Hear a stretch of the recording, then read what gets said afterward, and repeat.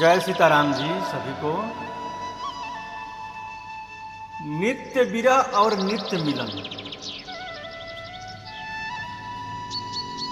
मैं भगवान का हूँ और भगवान मेरे हैं। मैं भगवान का हूँ और भगवान मेरे हैं। इस प्रकार भगवान में आत्मीयता के का समान दूसरा कोई साधन नहीं है, भजन नहीं है।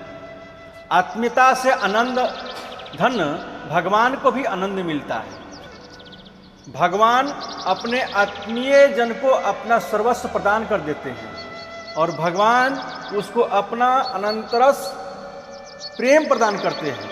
परंतु जो पराधीनता से जन्म मरण के बंधन से दुखी होकर मुक्ति की कामना करते हैं उसको भगवान मुक्ति प्रदान करते हैं, किंतु स्वयं उससे छिप कर रहते हैं। जब मुक्ति पुरुष को मुक्ति में भी संतोष नहीं होता तब उसमें अनंत रस की भूख जागृत होती है। कारण कि मुक्त होने पर नाशवान रस की कामना तो मिट जाती है पर अनंत रस की भूख नहीं मिटती। इसलिए ब्रह्म सूत्र में आया है मुक्तो पदेशात। उस प्रेम स्वरूप भगवान को मुक्त पुरुषों के लिए भी प्राप्त। मुक्तो पश्चित्य व्यपदेशात। उस प्रेम स्वरूप भगवान को मुक्त पुरुषों के लिए भी प्राप्तव्य बताया गया है। अतः भगवान का नाम आत्मा राम गुणाकर्षी भी है। अनंत रस बोध से नहीं है, प्रत्युत प्रेम में है। उस अनंत रस की भूख भी जीवन वास्तविक तथा अंतिम भूख है और प्रेम की प्राप्ति ही जीवन का वास्तविक तथा अंतिम लाभ है। मुक्ति तो सीमा है पर इसका प्रेम की कोई सीमा नहीं है। इस प्रेम की प्राप्ति के लिए भगवान कैसे हैं यह जानने की जरूरत नहीं है, प्रत्युत भगवान मेरे हैं यह मानने की जरूरत है।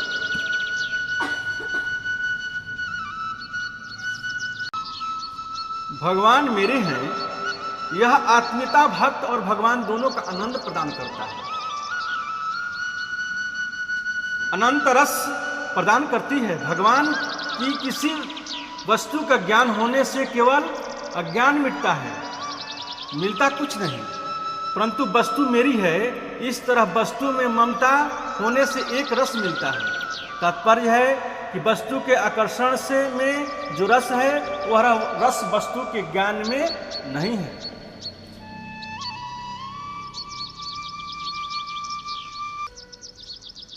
संसार की वस्तु में आकर्षण तो अपने सुख के लिए होता है पर भगवान में आकर्षण उसको सुख देने के लिए होता है।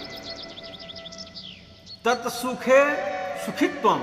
इसलिए संसारिक आकर्षण का तो अंत आ जाता है पर भगवान के आकर्षण का अंत नहीं आता, वह अनंत होता है।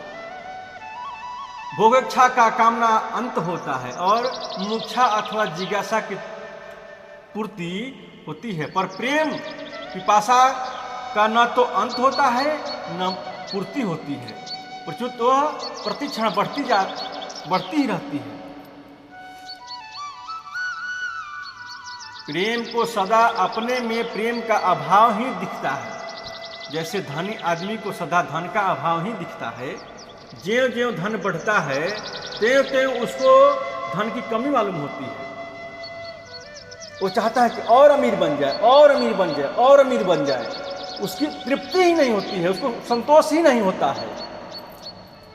ऐसे ही प्रेमी को अपने में प्रेम की कमी भी कभी कमी मालूम नहीं देती है। इसलिए प्रेम को प्रतिक्षण वर्धमान कहा गया है। यदि प्रेम को प्रेम में कमी न मालूम दे तो प्रेम बढ़ेगा कैसे? अपने में पूर्णता न मानना, सदा प्रेमी की कमी मानना ही नित्य विरह है। नित्य विरह और नित्य मिलन दोनों ही नित्य है। अतः न तो प्रेमास्पद से मिलन की लालसा पूरी होती है और न प्रेमानंद प्रेमास्पद से वियोग ही होता है। नित्य विरह से प्रेम बढ़ता है। दूरियां जब होती है तो और मिलने की इच्छा करती है। जब मन में जो है प्यास लगी रहेगी, जिस तरह से प्यासा को पानी पीने के लिए एकदम ललायित रहता है, कब मिल जाए तो उसकी तृप्ति हो जाए, उस तरह से प्रेमी के लिए ललायित रहता है कि कब उसका दर्शन हो जाए, कब वो मिल जाए। नित्य विरह से प्रेम बढ़ता है और नित्य मिलने से प्रेम में प्राण आ जाता है, चेतना आ जाती है, विशेष विलक्षणता आ जाती है। नित्य विरह और नित्य मिलन एक ही प्रेम से के दो रूप हैं। अरब रात मिलबे को निस दिन, मिलई रहत मन कबहु मिलौना। अब भगवत रसिक की बातें, रसिक बिना को समुझी कसैना। रसिक बिना को समुझी सकैना। गोस्वामी तुलसीदास जी महाराज नित्य विरह और नित्य मिलन का उदाहरण देते हुए कौशल्या माता की दशा का वर्णन करते हैं। यह नित्य विरह और नित्य मिलन भी भगवान अपनी ओर से कृपा करके प्रदान करते हैं। जय सीताराम जी। इस वीडियो को देख रहे हैं आप, लाइक और सब्सक्राइब जरूर करें, कमेंट जरूर करें।